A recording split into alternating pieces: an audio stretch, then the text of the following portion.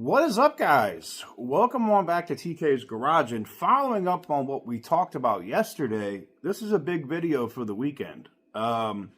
Seems John Elkann, who is the chairman of Stellantis and also the acting CEO at this moment, just had a conversation with the Trump transition team, and it didn't go well.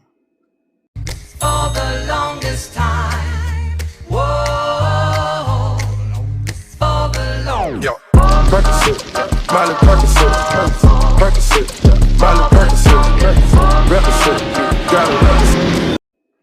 So welcome on back to TK's Garage. So basically what happened is Elkann had a conversation with them, with the Trump transition team, talking about emissions and how Stellantis could make Chrysler, Dodge, Jeep, and Ram positive going forward. Well, in a story we talked about yesterday, newly elected Senator Moreno from Ohio, who comes from the automotive industry, namely as a massive dealer group, is shocking to say the least, as the U.S. government may ask Stellantis to divest completely, not even split it off and have its own thing. Make them sell it. Make them sell it. Like, pull a TikTok and make Stellantis divest Chrysler, Dodge, Jeep, and Ram so that it can become its own thing back in American hands. That is huge news. Evidently, Elkann wasn't too happy about that, being that Chrysler, Dodge, Jeep, and Ram has been the cash cow for them since the merger between PSA and FCA, creating Stellantis. Now, part of this is John Elkann's own fault, not reining in Carlos Tavares in a timely manner, allowing him to basically destroy half of the company's wealth and valuation by doing these Mickey Mouse, Carlos Ghosn type moves, right? Who Tavares was a pupil under.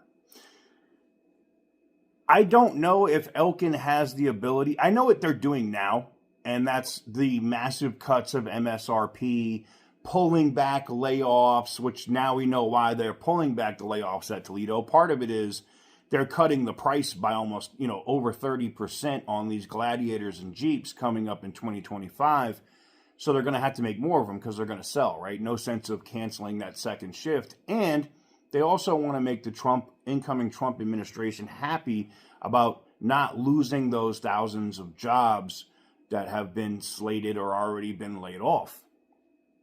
Now, is that enough to keep them from telling Stellantis, no, you're going to have to divest this. This is an American company. You're going to have to come off of it? I don't know. But I do know this. The fact that it's an open conversation, and it's not just maybe, like it was in the media yesterday concerning Senator Moreno, but the fact that the Trump transition team is telling them, we need to see this, and this, or we need you to divest Chrysler, Dodge, Jeep, and Ram, that is a huge, huge story. And I know I'm a Mopar fan. I know a lot of you guys are Mopar fans. It will be very interesting to see if Chrysler, Dodge, Jeep, and Ram, no fiat this time, could just do its own thing. And you put Tim Kuniskis at the head of that new company, oh man, it could be huge. Not a long video today. I saw this update after we had the videos up last night. I got up this morning and I saw that the transition team had a conversation with John Elkann and a couple of the other executives. I don't know if Filosa was on that call or not, but to basically tell Elkann, hey, we need to see X, Y, and Z, which I'm sure is, hey, you don't have emissions. There's nothing handcuffing you. You need to get back to this, or you need to sell the company. Split Chrysler, Dodge, Jeep, Ram off, divest it, or they'll take it. I think it's crazy. I'm shocked. Let me know what you guys think in the comment section down below. Give the video a big thumbs up if you like what I do. Hit the subscribe button if you haven't already. I'm literally watching all the notifications coming in on my phone, blowing up right now, talking about, oh my God, are they going to actually sell Chrysler, Dodge, Jeep, and Ram? It's a possibility. It could happen. It could happen. We could finally see European influence the F out of the way of Mopar. Till next time, stay petty, my friends.